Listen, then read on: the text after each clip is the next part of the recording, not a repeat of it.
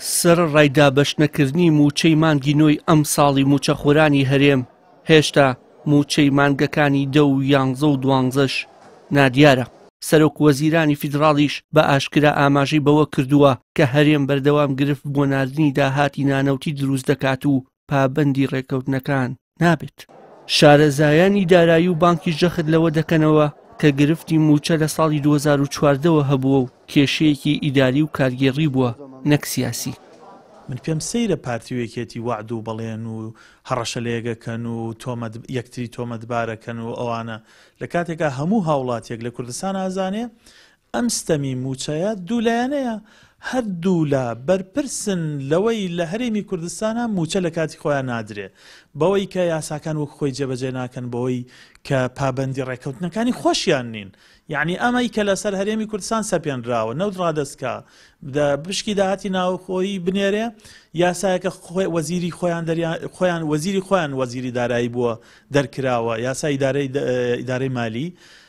یاسای بودجە خۆیان دەنگیان پیاوە وەرهەوەها پاشان بڕیاری دادگای فیدراڵیشی هاتۆتە سەر. واتە سەیرە ئەمان خەریکی بەڵێندان و لەگەڵ ڕێزمە چاواشەکردنی ڕایگەشتین لە کاتێکە خۆیان پشکی سەرەکیان هەیە لە دواکستنی موچە لەوەی کە موچە لە کاتی خۆیان نادرێ و لەم بارودۆخەی خراپەی کە لە هەرێمی کوردستانە هەیە. ئەندامێکی پێشووی ئەنجومەنی نوێنەرانی عێراقیش گومانی ئەوە دەخاتە ڕوو کە پارتی و یەکێتی داهاتی نانەوتیان بۆ بانگەشەی هەڵبژاردن خەرج کرد بێت. ئەمە لە کاتێکدایە ئەوانەی بە درێژایی ساڵانی ڕابردوو هۆکاری نەدان و فەوتانی موچە بوون ئێستا داوا دەکەن جارێکی دیکە خەڵک متمانەیان پێ بدەنەوە و هەڵیان بژێرنەوە. من دوو دانە ئیتفاقم بینیوە بە چاوی خۆم ئیتفاقی 2015 لەگەڵ ئیتفاقی 2012 2015 خۆم لەناو موازنەکە بووم کە هەرێم پابەند نەبوو بە نردنی داهات و تەسلیمکردنی نەوتی ئەو کاتە لە ئێستادا نەوتیان ڕادەست کرد لە بەرەوەی شوێنی تر نییە بۆی لە بەرەوەی فشاری ئەمریکیان لەسەرە بەڵام 120 ملیارەکە بەڵێ بە تاکید هەرێمی کوردستان بەرپرسەلەوە و بە تایبەتی تر حکوومەتی هەرێم کە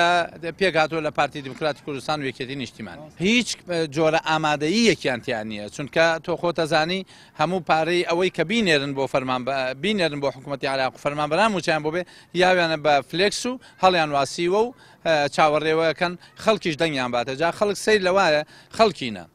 زۆر وازە ئەو فلێکسانەی لەسەر جادەکان هەیە هی پارتی و هی یەکێتی پارەی ئێوە دراوە بە فلێکس بۆ بانگەشەی انتخاباتی ئەو دوو هێزە سیاسیە بۆیە سەیرم لێدێ کەسێکە بێ فەرمانبەر بێ 60 موچەی خورا بێ دەنگبا بە پێگەێنەرانی حکوومەتی هەرێمی کوردستان.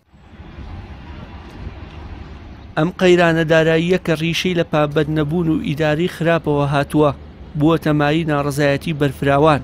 موچەخۆرانیش 11 ساڵە بەدەست دواکەوتنی موچەوە دەناڵێنن. پارتی و یەکێتیش بەر لە هەڵبژاردن یان بەڵێنی باشکردنی ژیانی خەڵک دەدەن یان ئۆباڵی کەمتەرخەمی و نەزانی بەڕێوەبردن دەخەنە ئەستۆی خەڵکانی دیکە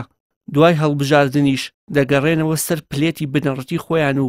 هیچ باکێکیان بە خراپی ژیانی خەڵک و موچەخۆران نییە.